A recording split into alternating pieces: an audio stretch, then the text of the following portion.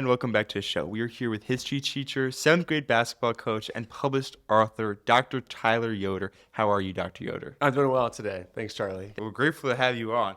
Let's start at the beginning. Can you tell us kind of about where you grew up and what were you like as a kid, especially in school? Were you already kind of like the history-loving type back then, or did that passion kind of come later on? That's a great question. Yeah, so I grew up in Worcester, Ohio, in a small town just outside of the city of Worcester. And I really started loving history as a kid, but it was not formalized. I grew up loving to read, and my reading led me to all sorts of questions, and I loved reading about people who lived before me. The lives they lived, the questions they asked, the challenges and dilemmas that they faced, and those experiences as a reader prompted me to explore. And so deep-seated within me as a kid were all sorts of questions about where I came from, where I would be going, what was the point of living, and how I could benefit from hearing other stories to help me figure out some of these questions. Over time, it was a process. It was really towards the end of my college career that I fell in love with the ancient worlds. And I really just sort of started going sort of back in time, closer and closer to the things that I really found most exciting. And so I think I started off, I actually changed my major maybe 5 or 6 times as an undergraduate. I was education for a while. I was psychology for a while. I was eventually a history major. And I focused on European history in college, but it was I had a few classes. I had a history of Islam class. I had some histories of Christianity and Western civilization that really ignited an interest in me in things that were further back in time. And so as I graduated college, I was as hungry as I ever was to keep exploring. And the only way to really do that is to go to graduate school. And so long story short, I end up heading into the next 10 years really is trying to figure out where I really want to end up with the questions I'm asking. So I'll leave it there for now. What's one of those earliest moments when you knew that history kind of was your thing? Did younger Dr. Yoder have a moment at a history museum or maybe a history book that you still remember? Yeah, that's a great question too.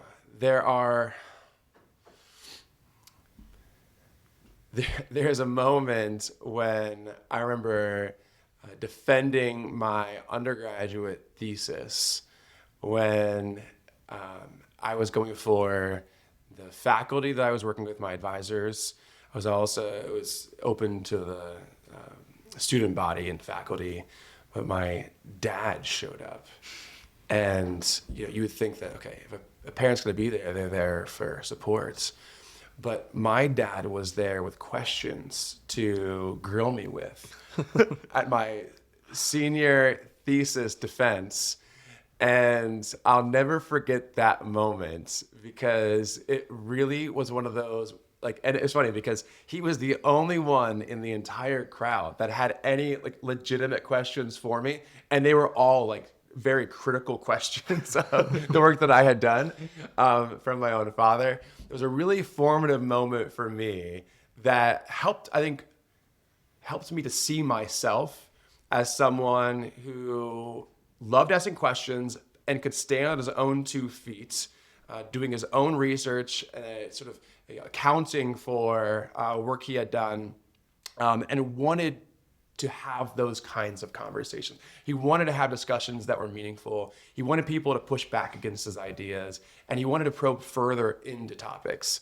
And so it was from that point forward that I knew I really wanted to go to graduate school. I wanted to learn a lot more. I wanted to ask a lot more questions, and I was open to people pushing back against my own ideas, because that was going to help sharpen my own understanding.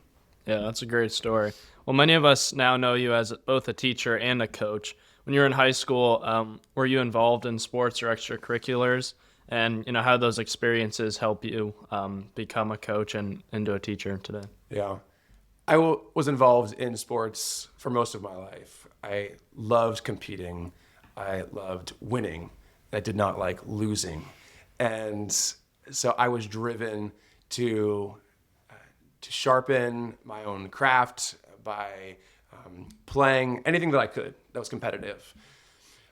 My parents were not necessarily into the sports that I was. My dad had grown up playing rugby and cricket, and he wrestled. And I wasn't really, I had no access to cricket, first of all, in Worcester, Ohio, nor did I rugby. But I developed a love for football and for basketball very early on in my life.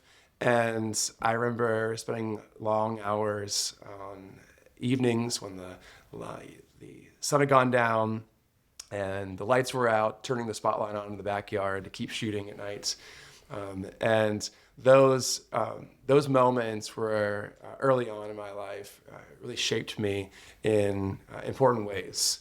To be someone who realized the importance of committing to a task, not giving up when it's hard, and pushing through in order to improve, even if that improvement is smaller than you expect. And not always being sure what's on the other end without clear guarantees about, you do this thing for so long and you hope to be given certain rewards, but you don't know it'll play out that way. Mm-hmm. But I just had a love for competing and a love for trying to get better at whatever I was doing. And sports was an easy way for me to do those things. And then I believe you went on to play college basketball. So how'd you do that and pursue your academic, interests? Yeah, so I wanted to play college sports. I had a decision to make between football and basketball when I was ready to graduate high school. The interesting story with football was that the high school I went to was a very basketball focused school. That we had a tradition that ran really deep. We had won 12 straight conference championships in a row. Jeez. And the coach that I played for is now in the Ohio Hall of Fame. And he had convinced me after my freshman year that if I was going to be any good in basketball, I needed to relinquish other commitments. And one of those was football. And so I ended up dropping out of football my sophomore year of high school and my junior year as well to focus on basketball. And I remember that freshman year, he said, "Yoder, I need you to make 20,000 threes this summer because your shot stinks." And I did 20,000 threes. And I got a little better as a result of that. But he ended up leaving the summer before my senior year to take a different job. And when he left, I'd always had this inner yearning to get back to football. I loved playing football. I missed football. And I ended up playing my senior year and had the time of my life. It was sort of carefree. I wasn't expected to do much. But I ended up at the end of that season, I had a decision to make because it went so well. I had some opportunities to play at the small college level in both sports, and I wasn't sure what to do. I spent most of my life playing basketball. I just came back to football for the first time that senior year, but I was loving it.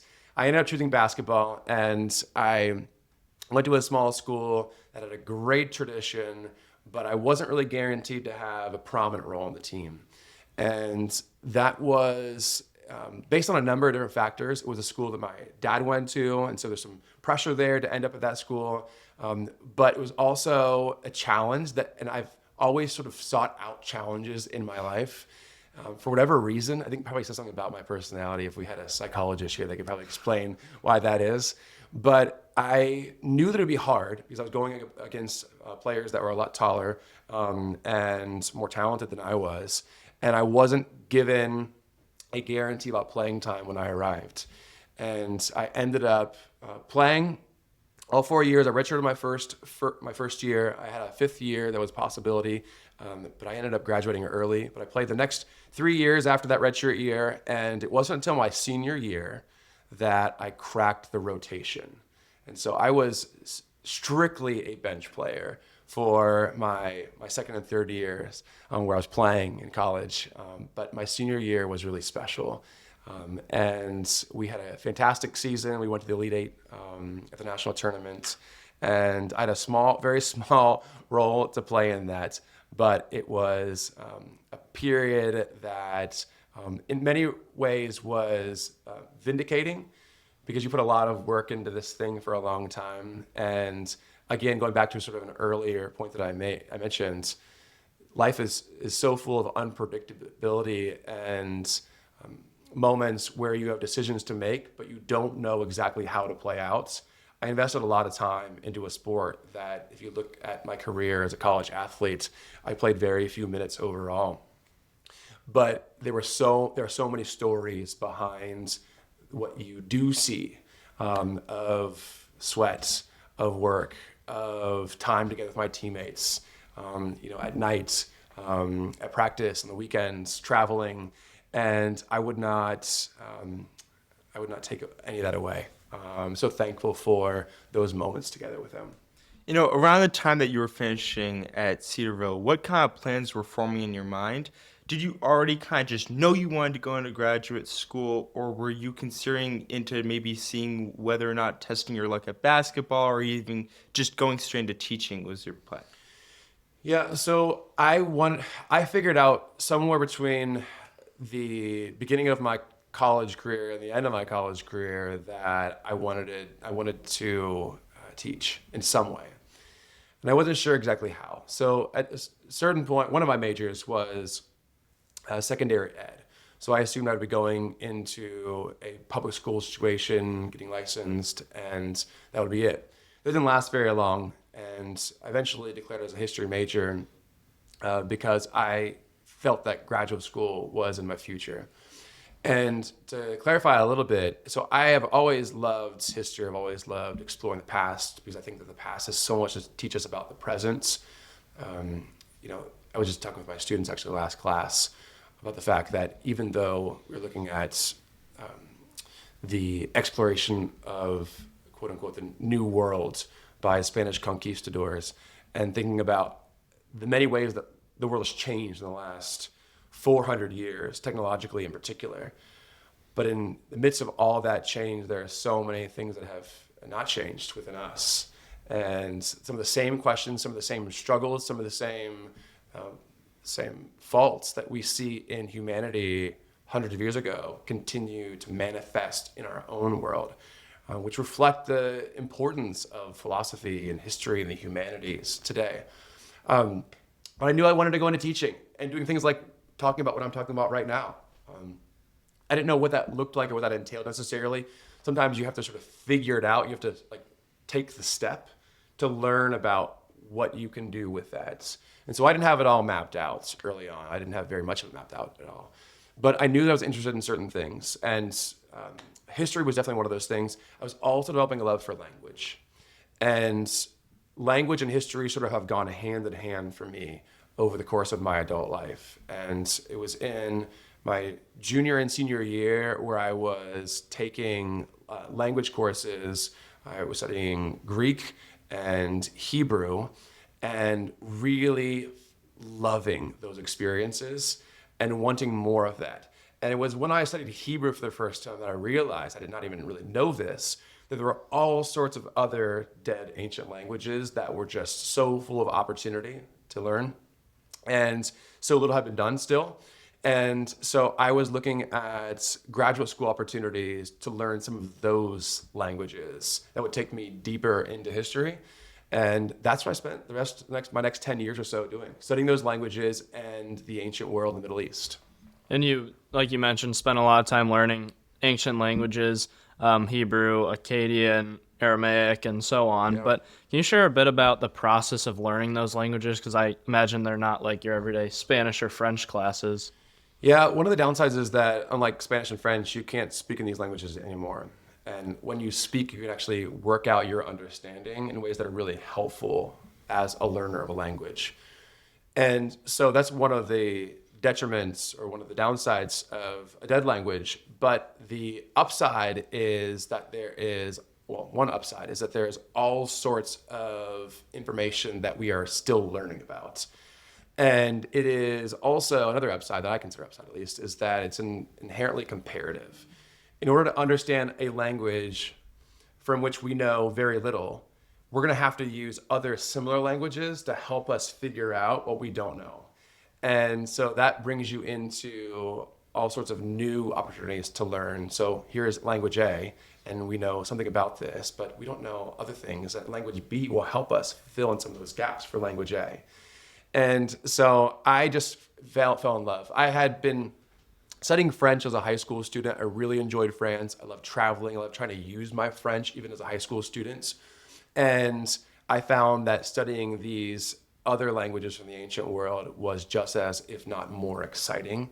And so I just really invested myself fully into the process of trying to figure out what I could gain and how I could use these languages to help sort of unpack some of the questions that I had that were so important to me. Yeah. You know, you defended your dissertation in 2015. How did it feel kind of when you finally finished and became Dr. Yoder? Could you kind of remember what was going through your mind at your dissertation defense or right after it was approved? And what was that whole process like? Yeah, so I remember it very distinctly. My daughter was born our second child out of three was born just a few months earlier.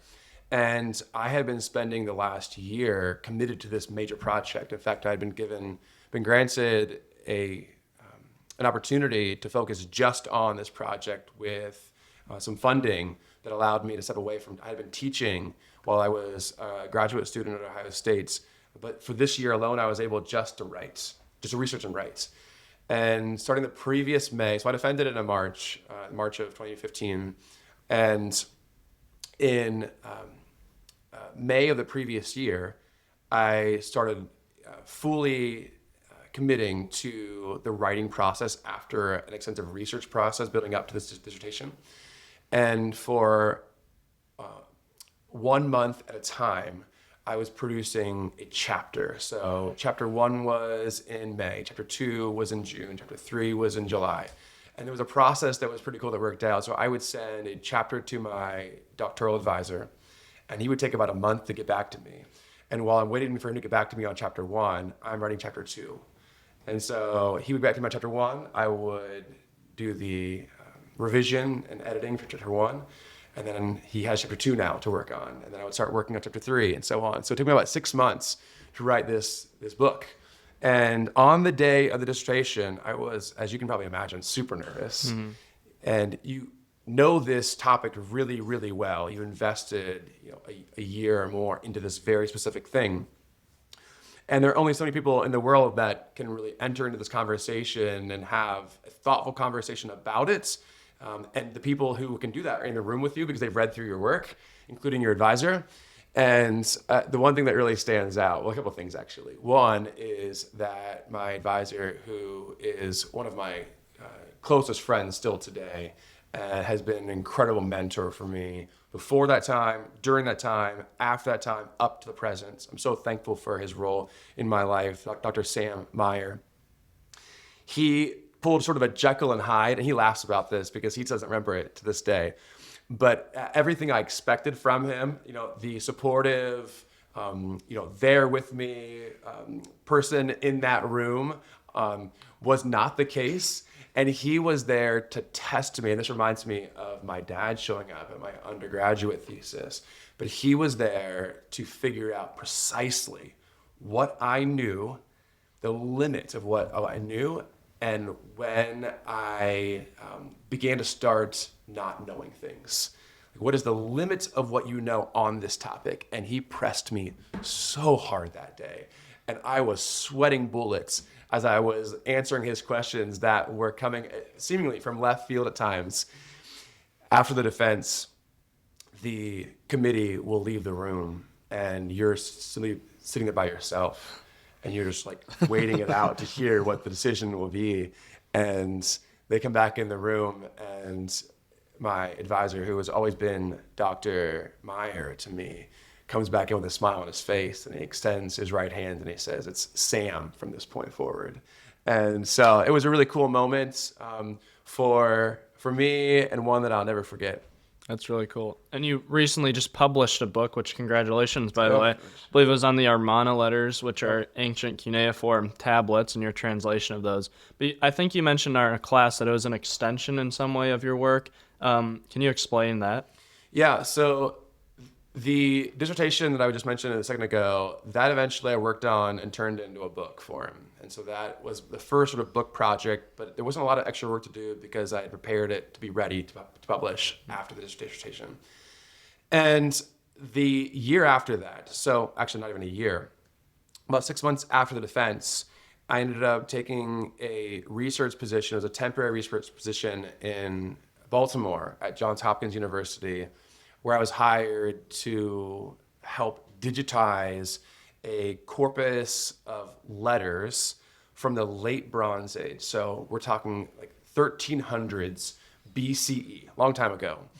And these letters had been translated and studied in the past, but they had never been made accessible to the public. And so the goal was to get it up online so that anyone could use these letters in an open access format. They could use the website and they could cite these letters and they'd be available to the public. In the midst of that process, I realized that the most recent, what they call an edition, it's like a critical study of a set of texts. The edition of the Amarna letters, these letters from the late Bronze Age, was done by a really impressive scholar who devoted his entire life to these letters, but he unfortunately had passed away before his edition was finished. And the people who were involved with trying to preserve the work that he had done, it was a significant portion of the work. It was very quickly put into print. And as a result, there were a lot of different issues that needed to be worked out still. So what should have been like the final study, or one of the standard studies of these letters, did not end up serving that particular purpose because of some of the errors that were there, because of the problems with this. It was not his fault at all. It was an unfortunate result of circumstances. But as I was going through the study myself, I realized that there's still a need for a standard edition of these letters. And so I worked with my principal investigator, they call it PI, when he had hired me for this project, and we said, why don't we turn this into a book? And so the process that started as a digitization of these letters ends up becoming a full-fledged multi-volume book project. And for the last 10 years, so I was there in Baltimore for just that single year. And then after that year, I was hired on full-time for my first teaching position at the secondary level at a boarding school. And as I was doing that, I was at night, on the weekends, summer break, working with Jacob Lauinger, my PI, to keep up with this project that comes to fruition just in the last month. So the first volume was published, and it is going to be available in print next month. And it covers, there are 380 letters that were essentially thrown into a trash dump by Pharaoh in Egypt. These letters are written from all over the Middle East. They come from towns like you have the city of Ashkelon, which is just north of Gaza Strip today. And the king of Ashkelon's writing Pharaoh. But you also have big kings like the king of Babylon or the king of Assyria or the king of the Hittites. And they are also writing to Pharaoh. They have all sorts of different things that they're mentioning based on who they are and where they are. And essentially, Pharaoh dumps these into a garbage can. And archaeologists 140 years or so ago, they uncover these tablets. And they remain some of our best sources for understanding life in this part of the world during the 14th century BC. So the first volume is out, and these cover all of the letters in the Levant, which is the word basically for the geography from what is modern-day Turkey on down through Gaza along the Mediterranean shoreline and somewhat inland. And then we have about 50 letters for the next volume, which are much longer letters that come from what we call the great powers correspondence. So like the big kings of Babylon, Syria, and the Hittites, and the island of Cyprus. And so that will be volume 2, which will be our next phase of the project, the next few years coming out, hopefully. It's amazing. During this whole process, you wrote this book, but you also were teaching. You kind of quickly mentioned you were teaching at Culver, Yep. right? When you first started teaching, were there kind of any amusing moments or funny moments when you're trying to manage all these different things at the same time? And kind of when that continued to when you came to US, did you have any of those funny moments where trying to balance coaching basketball, writing a book, and teaching all at the same time just became too much? Yeah, there were moments where I was exhausted and I needed to step away. And my wife has been really helpful. My wife, Kathy, has been helpful in the process of sort of reminding me of balance and moderation. And so, yes, it has been a process figuring out how to manage these different responsibilities.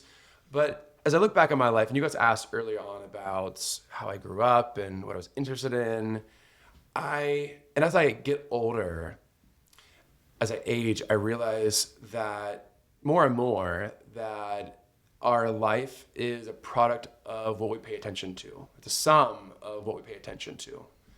And I want the things that I pay attention to be things that matter to me. And I'm not always going to get it right. In fact, I have not always got it right. But I want that to be sort of my North Star.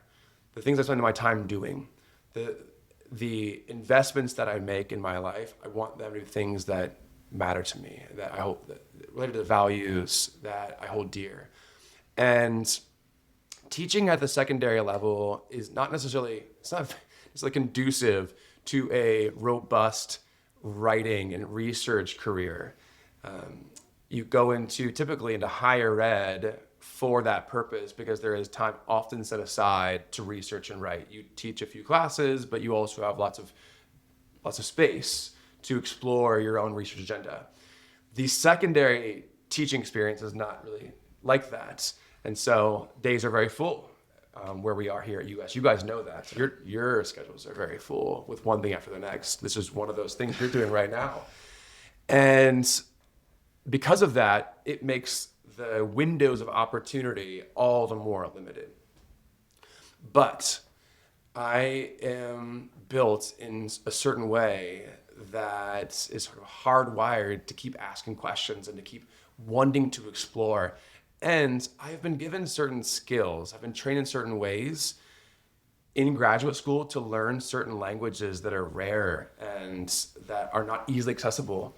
And I want to lose them. As you guys know from your own study of languages, if you don't keep up with it, it deteriorates over time. And that's why you have to regularly practice. And there are things that I have gained over the course of my life, that unique opportunities that I've had, and I don't want to lose those skills. And I love the opportunity to keep asking questions because I think that the past has so much to teach us still today. So it matters to me to be able to maintain, to keep these skills up to a certain point of being able to use them and of practical nature with these skills. And so I'm one of the sort of rare, you don't find very often, graduate students who go on to teach at the secondary level who still want to publish, still want to research and write. And I don't know how long it'll last for me, but for this season of life, it's still possible. And a lot of people have sacrificed along the way, including my family. And I'm so thankful for for those sacrifices and for the opportunity to do things that I really enjoy doing. And you mentioned being intentional with what you do and what you pay attention to. And I think that kind of defines your classes of being intentional, the relationships you form with students, how you teach. But is that something you learned over time, or did you always go into teaching with, I want to be intentional with each relationship with the students? That's a great question, Jack. I don't really know that I had much of an idea of what kind of teacher I wanted to be until I ended up becoming a teacher. And even then, my first few years of teaching were very much soaking up wisdom and experience from others around me. The more you learn, the more you realize you have to learn. I'll say that in I language. The more I've learned, the more I've learned that I don't know so much more. And I've wanted then in the process to figure out, okay, how do I fill in these gaps? And so for me, early on as a teacher, I invited teachers into my classroom regularly. I was regularly going to their classrooms to learn from them, to observe, to take notes. What's going well for you? How can I change the way that I do this lesson? What kind of things should I be including in a curriculum? In an independent school, you often have the autonomy, like we hear at US, to sort of pick and choose texts. And I often will say to others that the most important thing that I do as a history teacher is to select what gets into the curriculum and what is not into it. Because history, as you know, is full of things that you could talk about. There are lots of people and places and events. How do you choose? How do you discern what is the most important thing to include in a classroom? And again, I have certainly made a lot of mistakes in terms of what gets included and excluded, but I take that responsibility really seriously. And so as a teacher, it was an evolution, it was a process that took place to figure out what mattered to me and what kind of identity I would have in the classroom. And as you sort of alluded to, Jack, one thing that has become a cornerstone for me is approachability and trustworthiness. And I hope to be a teacher that conveys information, but also really just facilitates discussion in a way that allows students to feel that they can be themselves. Because if we're not able to be themselves, or if we're not able to be ourselves, and if we are not in a position or in a context where trust is central, we're going to end up simply parroting things we've heard that we think are appropriate in the context, or we're going to end up becoming someone else. And if we do those things, we're not really able to grow together. And the goal of any class, I think really math or science or languages, but especially in the humanities, is that, and this is a personal take perhaps, but I think if we are not doing the humanities in a way that is in some way pointing inward at changing our own lives, at shaping the way that we treat people around us, see others around us, then why are we doing the humanities at all? Why are we reading these books? Why are we exploring language? Why are we considering big questions if we're not interested in how it applies to how we live? So that trust and trustworthiness, approachability, those have become really important to me as a teacher, among other things. You know, one of the things I remember going before I even met you as a teacher, I met you as a basketball coach. And kind of those pregame huddles and those huddles that we had, I remember that approachability and that just willingness to learn how to play basketball because, I mean, it's middle school basketball. You're just trying to get by at that point. And have you found that kind of coaching has ever influenced your teaching style or vice versa? And how do you think that kind of just enhanced what you bring to school every single day? Yeah, absolutely, Charlie. I see coaching and teaching going hand in hand.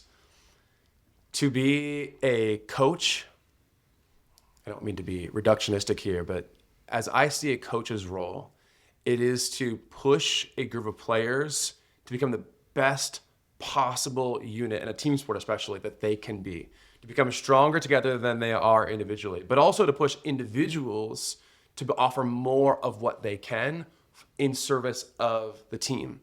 And as a coach, and I remember this for a young Charlie Martin on the hardwood, as well as many others along the years, as a coach, you see more in your players almost regularly, almost each year. You see more in your players than they see in themselves. So you see potential in them, you see opportunities and possibilities and growth and success that they are not typically aware themselves yet. And so pushing them to become what you see as possible is all part of coaching, individually and collectively. And I think I mentioned probably to you both at a certain point, because you've both been in class with me, that I see the classroom similarly, that I want to put you in a place where you feel that you can be yourself and you feel like you can ask authentic questions.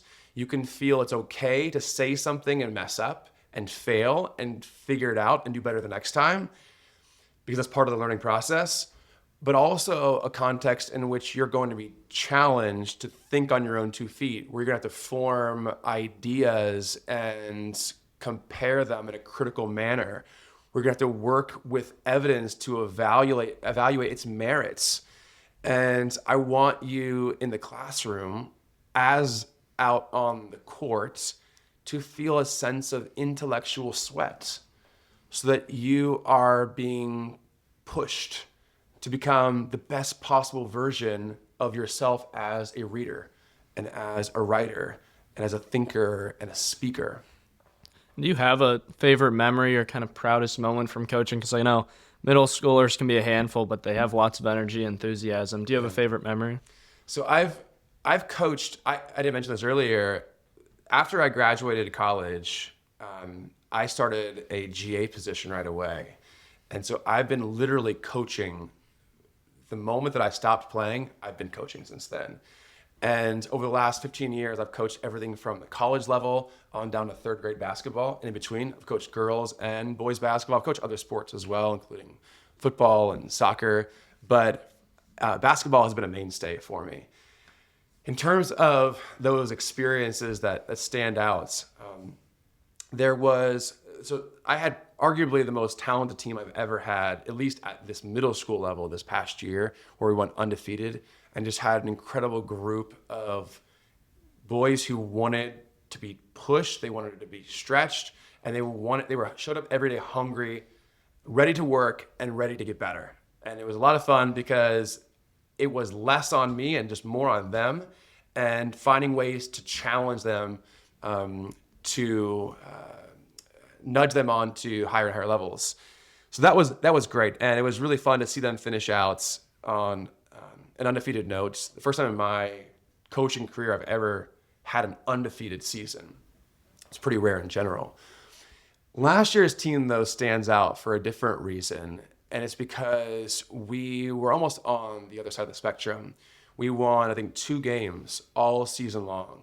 It was a slog at times, where kids were starting to get down on themselves. We were at times getting beat really, handily by other squads, and trying to maintain a sense of investment in what we were doing for the sheer purpose of getting better, of making our best game our last game, was especially challenging for these boys, for all the reasons you can expect. And so we went into the conference tournaments with very low expectations last year. And it just so worked out that there were enough teams in our conference that they split the brackets into 2. So there was a gold and a silver bracket, and we ended up obviously in the silver brackets. But we ended up winning the silver bracket, beating 2 teams that beat us during the season at the very end. So for the last 2 years, we finished the season on a winning note, which has been sort of fun, but very different teams. The team this year, undefeated. We never lost a game by fewer than 10 points. Last year, we may have never won a game by more than 10 points, but it was a team that stuck together to the very end, and they played their very best basketball at the very end of the season, and were able to walk away with their heads high and proud of the accomplishment that they earned by sticking with it. You know, one of the classes that you do is called Brain Bias and Behavior here at US. Is it the same idea of the behavioral economics course you actually taught earlier, Culver? I know we're going more back to your teaching, but how it kind of takes shape at university school, and are there any new courses or projects that you kind of dream of introducing at US in the future? That's a great question. So with regard to behavioral economics, this is a fun story. I did not know what behavioral economics was 10 years ago. If you would have asked me that question in a podcast 10 years ago. Were podcasts around 10 years ago? They weren't they? I would not have a good answer to that because I had never thought about that question. But as an adult, in the last decade, I've been introduced to this topic and have really fallen in love with it. And so the course that I teach does go back to my previous teaching at Culver. And in that environment, I was in a humanities department. And so we were combining both English and history, but also religion to some extent in those academic spaces. And so we were expected to do all of that in one classroom. And so the previous iteration of behavioral economics for me was a combination of social science and literature. When I came to US, I made a number of different modifications to it, and now it is almost exclusively social science. But I'll mention though that one of the reasons behavioral economics is such an exciting topic for me is because it cuts to the heart of my humanity. The course is about how the brain functions, the mechanisms of the mind in particular that lead us to think the way we do. So the process of cognition.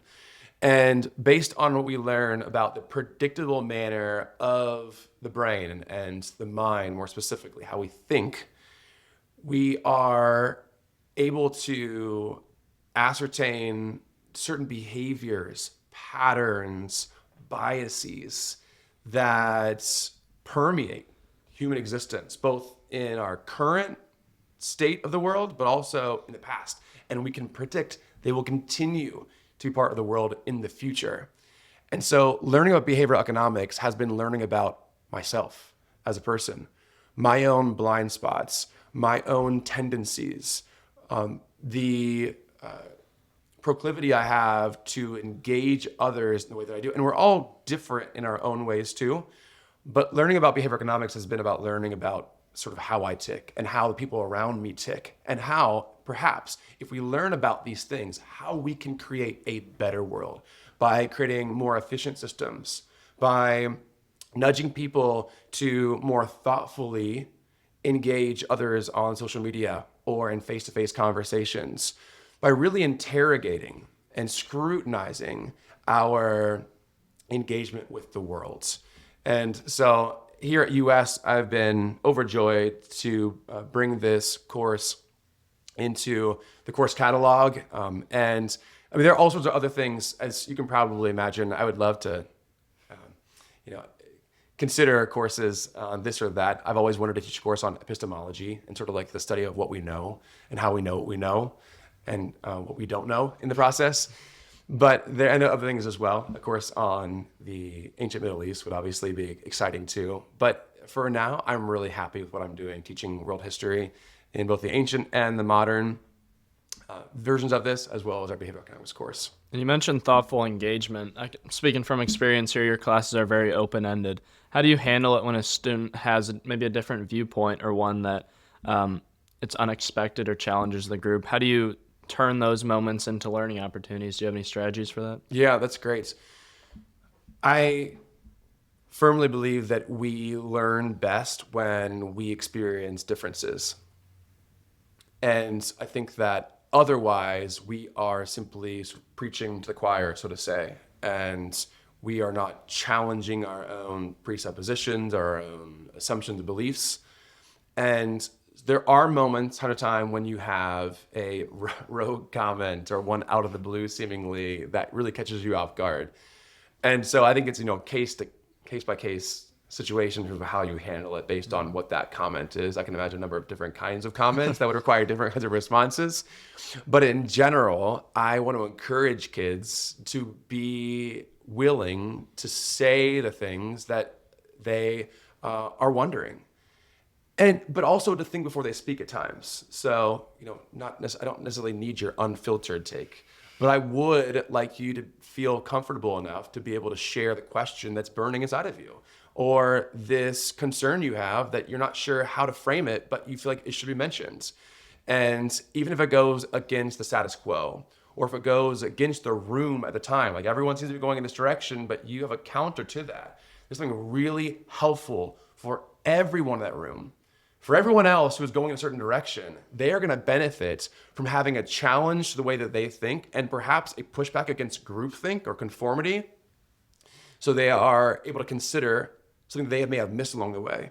For the person who asked that question, they are also gaining all sorts of great opportunities for growth as encourage and in civil discourse and in putting an idea out there that maybe needs tweaks, but has something that is that deserves merit and that needs to be considered that no one else would have if they didn't do it themselves. Yeah. What do you kind of find is the key to helping students become critical thinkers, especially in history and humanities? Recently you were part of a City Club panel on informational literacy, and in today's world of social media and endless information, kind of what concerns you about how most students are consuming information and how we should make the critical thinkers of our future?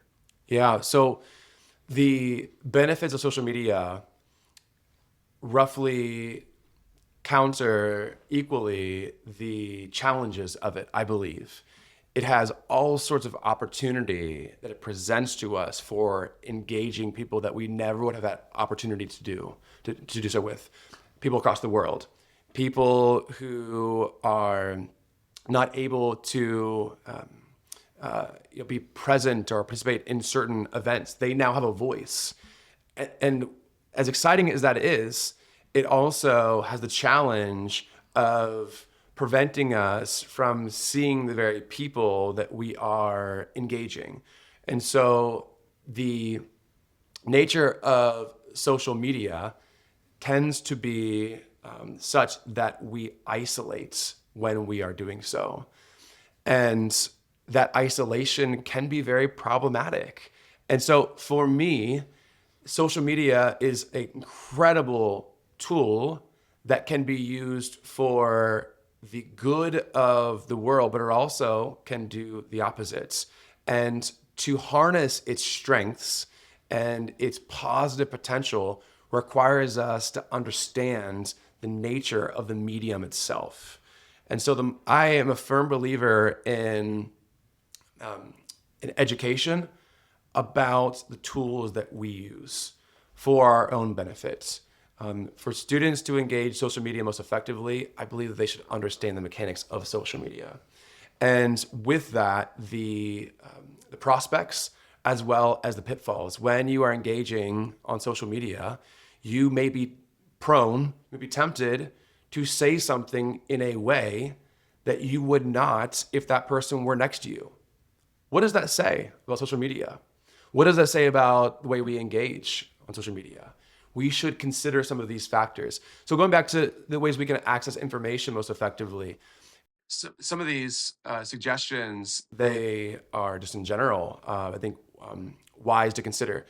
Multiple sources, not just depending on the same source for everything.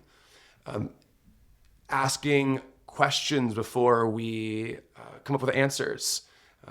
Be willing to modify our perspective based on new evidence.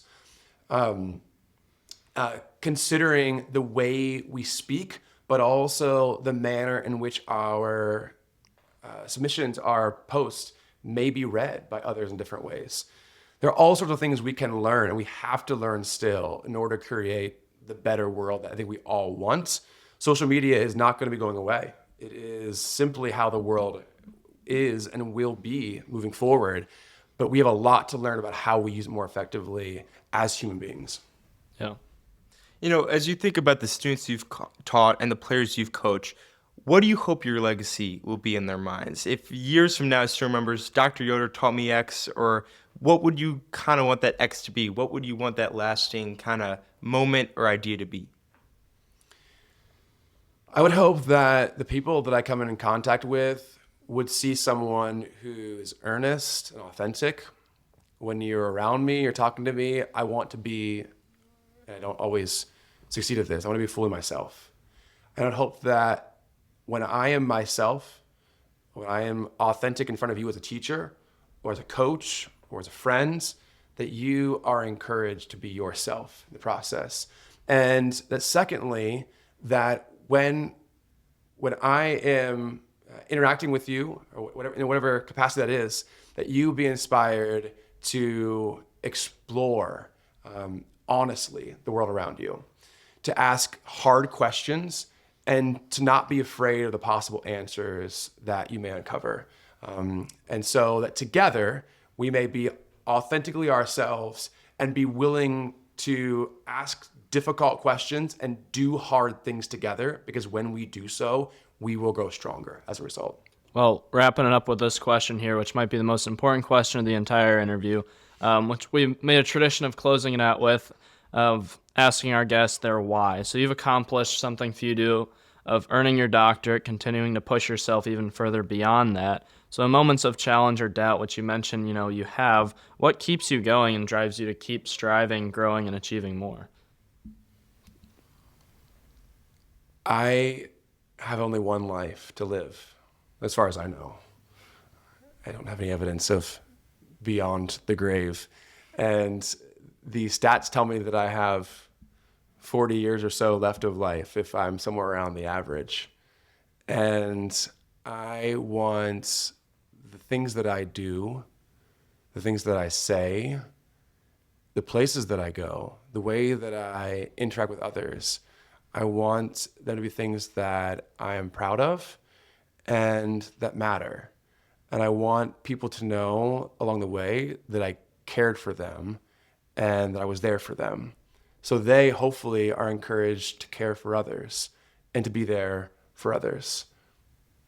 Well, Dr. Yoder, it's been great having you on the show today. Thank you so much for taking the time to share your thoughts, experience, and stories with us. To our listeners, thank you so much for tuning in, and we hope you'll join us next Wednesday for the next episode of Late Start Show. Thank you, Dr. Yoder. Yeah, thank you. Thank you very much, Jack and Charlie.